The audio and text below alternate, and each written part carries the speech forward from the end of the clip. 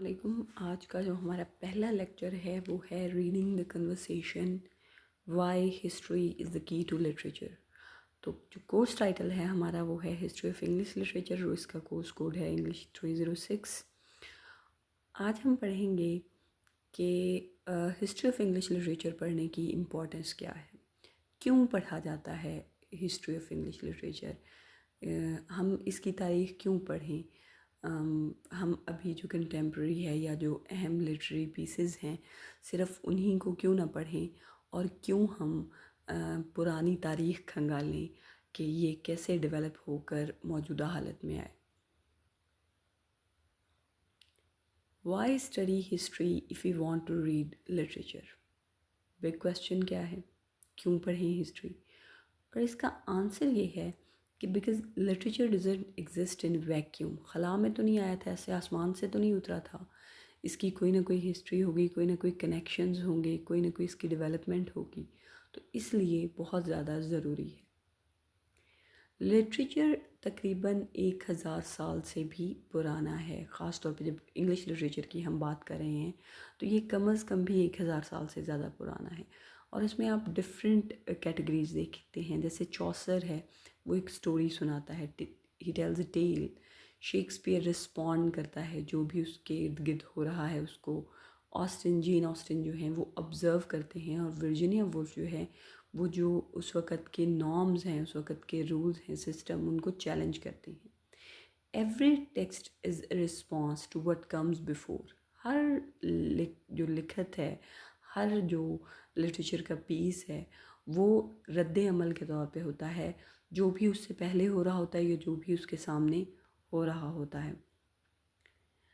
Y ideas don't just happen? ایسا کیوں نہیں ہوتا کہ آئیڈیا مطلب ایسے اب کیٹس ہیں وہ بیٹھے بیٹھے آئیڈیاز ان کو آ گئے ہیں اور وہ لکھنا شروع ہو جائیں.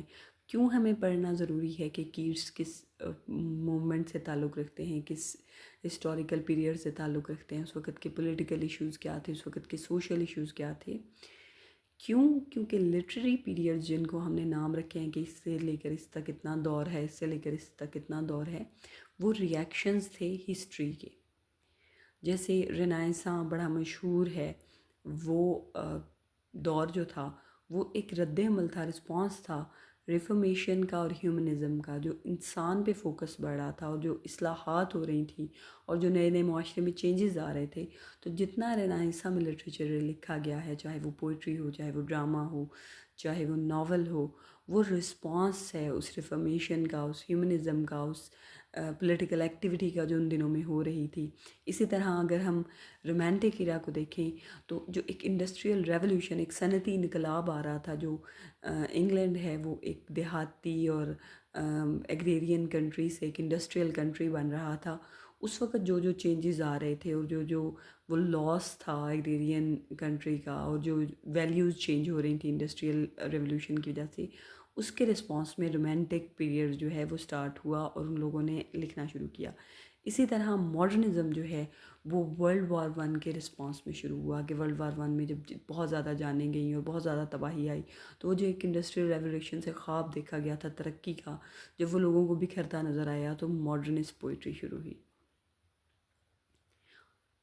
اب اس کی اگزامپل 1 ہم دیکھ رہے ہیں کہ جو انگلش رینائساں ہیں جس کو ہم کہتے ہیں، جو کہ آپ نے پڑھا بھی ہے انٹروڈکشن ٹو لٹریری اسٹڈیز میں، کہ ہسٹوریکل کانٹیکسٹ میں دیکھیں تو ہیومنزم کا بڑا دور آیا. اس سے پہلے جو تھا رینائساں سے، ہیومنزم میں ہم نے ایپک پڑھی ہے، ہم نے ناول پڑھا ہے، ہم نے پروز پڑھا ہے، ہم نے پوئٹری کی ہسٹری پڑھی ہے. تو ہم نے دیکھا ہے کہ جو رینائساں ہیں اس سے پہلے جو ہے وہ ہیومنزم پہ اتنا فوکس نہیں تھا، نیشنلزم اور گلوری اور اس طرح کی چیزوں پہ فوکس تھا.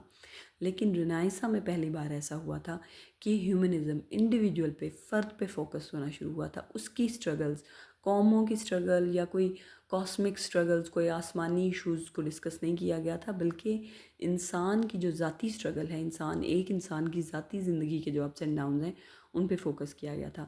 اس کے بعد پروٹیسٹنٹ ریفارمیشن آئی تو جو اتھارٹی کیتھولکس کی تھی، تو جب لوگوں نے اس اتھارٹی کو، یا پروٹیسٹنٹ جو بادشاہ تھے جب ان کی اتھارٹی تھی اور ان کو جب کویسچن کرنا شروع کیا، جب انہوں نے ان کو چیلنج کرنا شروع کیا، تو پروٹیسٹنٹ ریفارمیشن آئی تو اس کا اثر بھی شاعری پر اور جو لٹریچر ہیں ان پر پڑا. اسی طرح ٹیوڈر کورٹ، جو ٹیوڈر بادشاہ تھے وہ بڑے ظالم قسم کے تھے اور ان کی پالیٹکس کی سٹرگلز تھی اور وہ ایک دوسرے کو مروا رہے تھے اور ایک عجیب سا ان کے ایمبیشنز تھے، آگے بڑھنے کی ہوس اور اس طرح کی ساری چیزیں. تو یہ سارے کے سارے لٹریری رزلٹ کیا ہے کہ جو ڈرامہ ہے وہ ایمبیشیس تھا، یعنی اس میں ہمیشہ آگے بڑھنے کی خواہش، ترقی کرنے کی خواہش جو ہے وہ ان کے مین کریکٹرز میں تھی. اگر آپ میکبیتھ کو دیکھیں یا کسی ہیملیٹ کے چچا کو دیکھیں، وہ لوگ جو آگے بڑھنے کے لیے دوسرے انسانوں کو اپنے پیروں کی سیڑھی بنا لیتے ہیں. اسی طرح کے سوال اٹھائے جاتے تھے جیسے کہ پروٹیسٹنٹ ریفارمیشن کے دوران اٹھائے جا رہے تھے. یا مارلو کا جو ڈاکٹر فاسٹس ہے جو کہ آپ پڑھیں گے ڈرامہ میں، اس میں بھی اس کے اندر سے ایک ہوس ہے آگے بڑھنے کی، ترقی کرنے کی. اسی طرح شیکسپیئر کے جو ہسٹری کے پلیز ہیں میکبیتھ اور ہیملیٹ وغیرہ جن کی ہم نے بات کی، وہ بھی ان چیزوں کو کوسچن کریں. تو جو کچھ لٹریری پیریڈ میں ہو رہا ہے، جو کچھ بھی ہو رہا ہے، وہ اس دور کے لٹریچر میں ریفلیکٹ ہوتا ہے. تو ہسٹری پڑھنے کا سب سے بڑا ایک فائدہ یہ ہوتا ہے کہ آپ آؤٹ آف کانٹیکس نہیں چیزیں پڑھتے، بلکہ آپ کو سمجھ آتی ہے کہ اس چیز کا بیک گراؤنڈ کیا تھا. اگر ورڈزورتھ ایک خاص قسم کی پوئٹری لکھ رہا ہے اور اس کے بعد کیٹس فوراً سے کچھ الگ سے پوئٹری لکھ رہا ہے، تو ایسا کیا شفٹ ہوا تھا جس کی وجہ سے ان لوگوں کے خیالات میں اتنی تبدیلی آ گئی تھی. دوسری اگزامپل ہے رومانٹک پیریڈ جو ہم نے دی. انڈسٹریل ریولوشن آ رہا تھا، فیکٹریز آ رہی تھی، پولوشن بڑھ رہی تھی، جو نیچرل لینڈسکیپ تھے وہ تباہ ہو رہے تھے. اس کے علاوہ فرینچ ریولوشن آئی جس نے آزادی کے نام پر اتنی تباہی مچائی، اتنا قتل و غارت ہوئی، اتنا کیوس، اتنا ہنگامہ آیا. لوگوں نے سمجھا تھا کہ ہمیں آزادی مل جائے گی، ہماری حالات بہتر ہو جائیں گے، اور وہ اس سے بھی خراب ہو گئے. تو یہ جو دو چیزیں، ایک فرینچ ریولوشن جو کہ ہمسائے میں چل رہی تھی اور ایک انڈسٹریل ریولوشن تھی جو کہ انگلینڈ کے اندر چل رہی تھی، تو وہ اس کا لٹریچر پہ کیا فرق پڑا کہ ایک ریڈیکل ڈیفینس آف نیچر آیا، ایک انقلابی قسم کا. لوگوں کو لگا کہ نیچر کوئی ایسی چیز ہے جسے پروٹیکٹ کرنا چاہیے کیونکہ صنعت اس کو کھائے جا رہی ہے، ایموشن ختم ہو رہا ہے، انسانیت ختم ہو رہی ہے. تو رومانٹک ایرا ایک اسٹرانگ رسپانس کے طور پر آیا اس ریولوشن کے. اور ورتھ ہے، کالرج ہے، بلیک ہے، ان سب نے نیچر کے لیے، نیچر کے بارے میں، نیچر کو پروٹیکٹ کرنے کے بارے میں اس کو پریز کرتے ہوئے نظمیں لکھیں اور اپنی لٹریچر میں یہ شو کیا. اس کے بعد ماڈرنزم جو ہم نے تیسری اگزامپل دی ہے، یہ کب ہوا تھا؟ جب 1914 سے 1918 میں ورلڈ وار 1 ہوئی تھی، اس کے بعد یہ شروع ہوا تھا. اب ورلڈ وار 1 سے پہلے کیا ہوتا تھا کہ جنگیں جو ہیں وہ ایک تو انفرادی ہوتی تھیں، زیادہ سے زیادہ دو ملک مل کے ایک ملک سے لڑ رہے ہیں یا دو ملکوں سے لڑ رہے ہیں. یہ جب ورلڈ وار 1 ہوئی اور اتنے زیادہ ملک مل کے، اتنے زیادہ ملکوں سے، یعنی دنیا دو حصوں میں بٹ گئی اور ہر کوئی کسی سے جنگ لڑ رہا ہے. اب وہ جو کسی زمانے میں دوست ہوتے تھے وہ دشمن بن گئے، اور جو دشمن ہوتے تھے وہ دوست بن گئے. آپ نے مسٹر چپس میں پڑھا ہوگا جس میں وہ کہتے ہیں کہ ہم کسی زمانے میں جرمنز کے ساتھ مل کے لڑے تھے، اب ہم جرمنوں کے خلاف لڑ رہے ہیں. اور کسی زمانے میں جرمنوں کی ہمارے پاس یادگاریں ہیں جنہوں نے ہمارے ساتھ کام کیا تھا، ہمارے لیے جان دی تھی، ہمارے ساتھ مل بیٹھتے تھے، اور آج ہم جرمنوں کے خلاف ہیں. تو وہ جو ایک تہذیب اور ایک پرانے خیالات تھے جس میں دوستی اور تعلق داری کا احساس ہوتا تھا، جب جنگ ہوئی تو ہر کوئی اجنبی بن گیا. جس سے کہ اگر میں انڈیا کی اگزامپل لوں تو وہ جو انڈیا کے لوگ تھے، جو انڈیا پاکستان بنگلہ دیش میں بعد میں ڈیوائیڈ ہو گئے، وہ ورلڈ وار 1 میں برٹشرز کی طرف سے لڑ رہے تھے. اور برٹشر جو ہیں وہ آٹومن امپائر جو کہ مسلمانوں کی سب سے بڑی امپائر تھی، اس کے خلاف لڑ رہے تھے. ترکی جو ہے اس کے خلاف لڑ رہے تھے. اب یہاں سے مسلمان، ہندو، سکھ جو ہیں وہ جا کے ترکی سے لڑ رہے تھے، حالانکہ ترکی کے انڈیا کے ساتھ ہسٹوریکل الائنسز تھے. تو اب وہ ان لوگوں کو مار رہے تھے جن کو وہ مارنا نہیں چاہتے تھے، اور ان لوگوں کو بھی مار رہے تھے جن کو وہ جانتے تک نہیں تھے. تو وہ جو ایک پرانا جنگوں کا کانسیپٹ تھا، جب ہم ایپکس میں پڑھتے تھے، جو ہم رینائنسا میں پڑھتے تھے، جس میں کچھ اخلاقیات ہوتی تھیں، جس میں ایک ٹریجک ہیرو ہوتا تھا، جس میں کوئی ہیرو ہوتا تھا وہ کسی قوم کو بچاتا تھا، وہ والے سارے کے سارے کانسیپٹ جو ہیں وہ بارود کے دھماکوں میں اڑ گئے.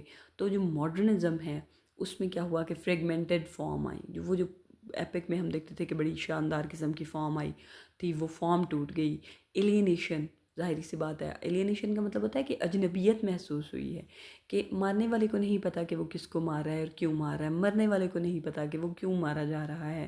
اور اس کا جو اثر اتنا شدید آیا کہ لوگوں نے لینگویج جو ہے وہ بروکن یوز کرنا شروع کر دی.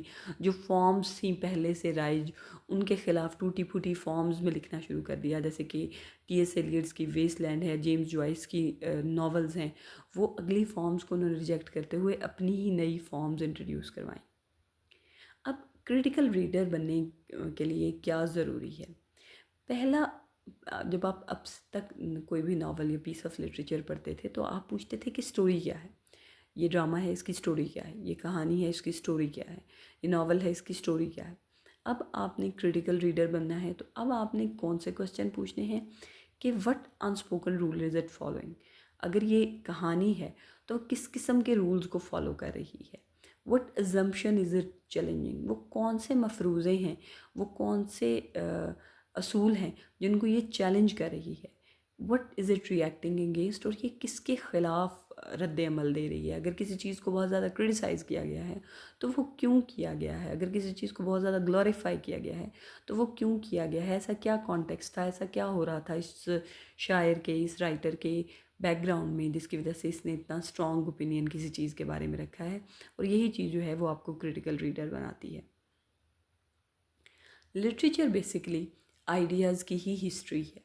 مطلب جو عام تاریخ ہے وہ یہ بتاتی ہے کہ فلاں بادشاہ آیا، فلاں نے یہ کیا، فلاں نے یہ کیا.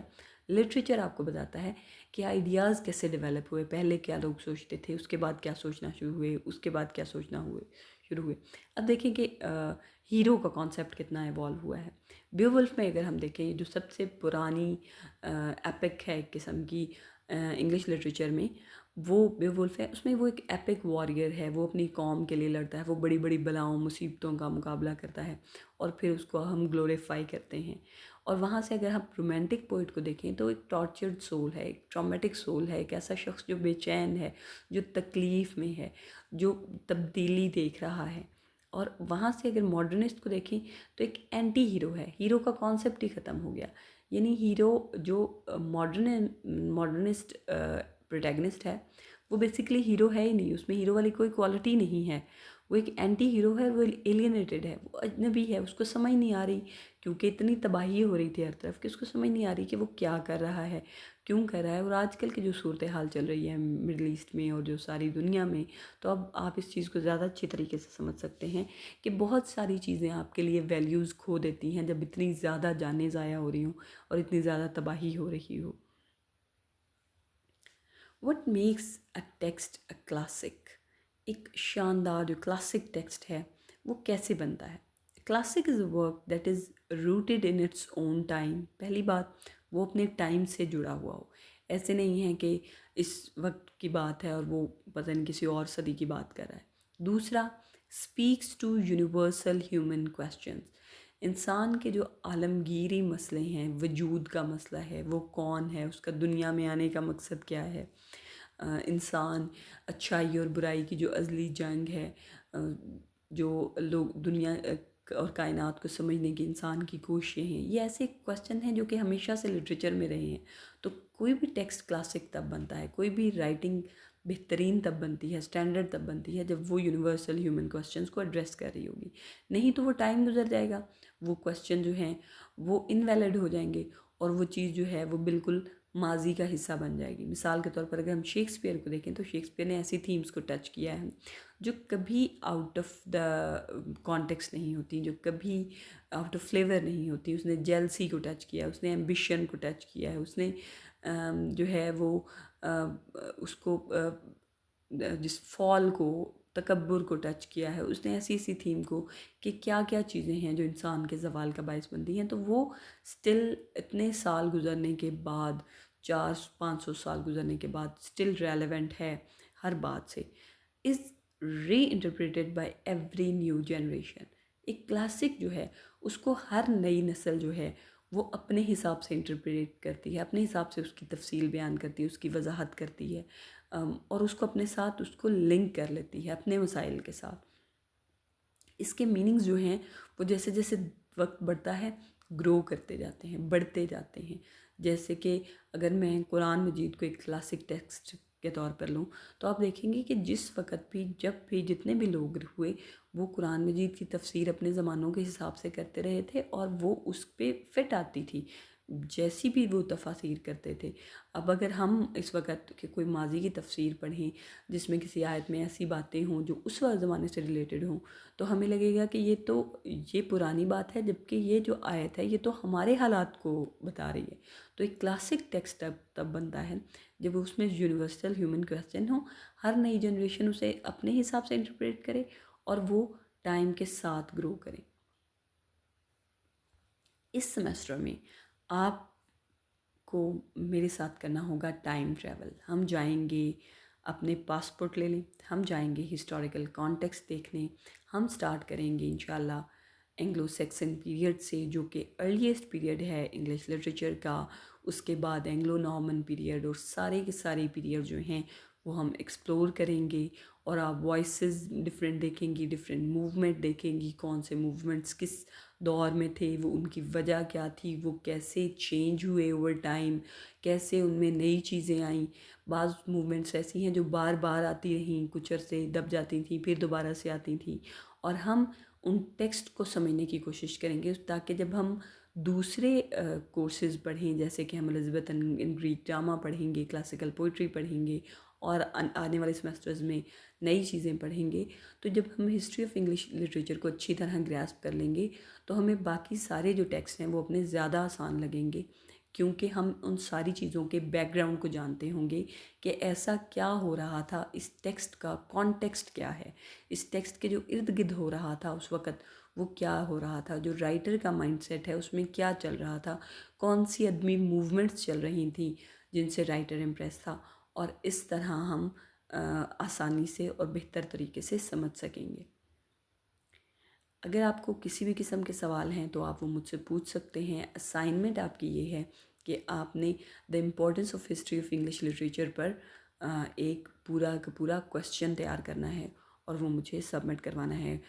کویسچنز آپ یہاں بھی ویڈیو کے نیچے بھی پوچھ سکتی ہیں، آپ مجھ سے گروپ میں بھی پوچھ سکتی ہیں۔ Thank you.